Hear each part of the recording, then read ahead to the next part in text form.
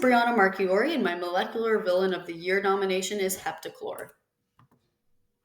To start off with some background information, its chemical formula is depicted in the top left corner, underlined and highlighted in red.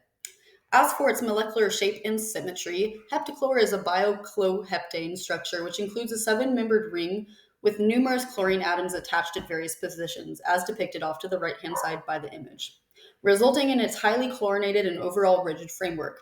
Additionally, heptachlor doesn't exhibit high symmetry because of the irregular arrangement of chlorine atoms around the bicyclic ring system.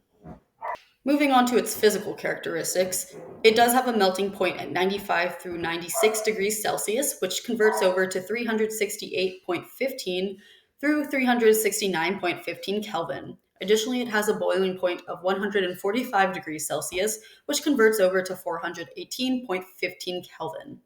Lastly, its molecular weight is 373.3 grams per mole, and it is insoluble in water. As for the chemical characteristics of heptachlor, it is considered to be stable in air and non-combustible. It's considered to be an acute toxin, health hazard, and environmental hazard, but it is non-flammable. Heptachlor also possesses two twin enantiomers, which are listed in the bottom portion of the screen. These possess identical physical properties, but they differ in optical activity, biological activity, and chemical reactions.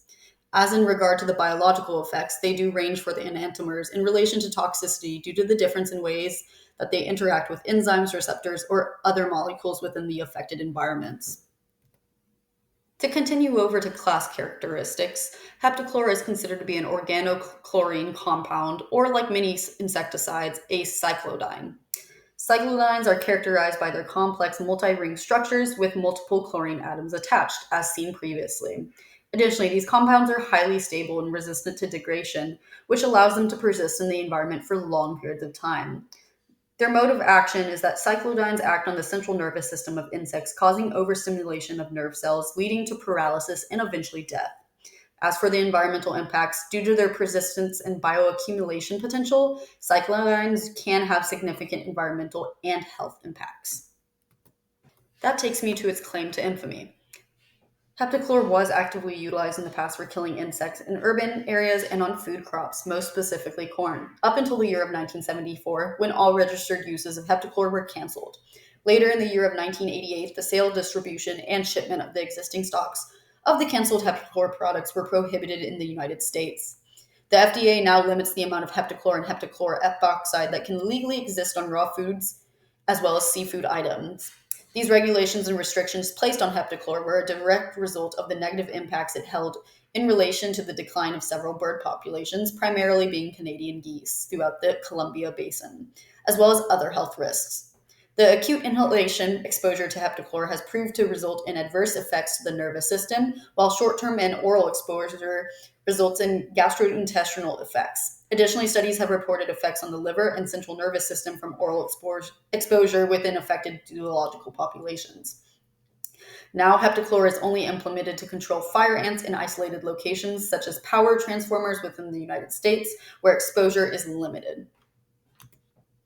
Since its cancellation, there has been multiple alternatives proposed, such as pyrethroids, which are synthetic chemicals similar to the natural insecticide pyrethrin, made from chrysanthemum flowers.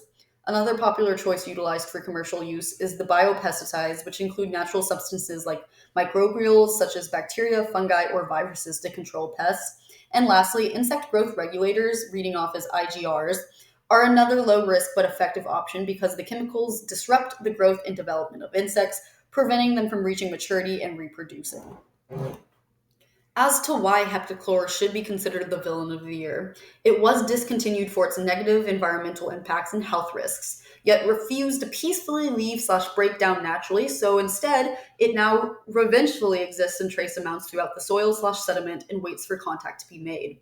Once said contact is made, heptachlor can attack by becoming airborne or can be absorbed through the victim's skin, eventually causing a dangerous increase in red blood cell production, gastrointestinal inflammation/complications, or adverse effects on the human nervous system.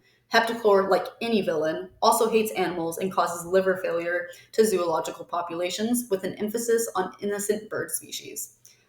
Lastly, it is currently still helped by its accomplices and evil minions that continue to utilize the molecule for murdering families of isolated fire ants in industrial settings.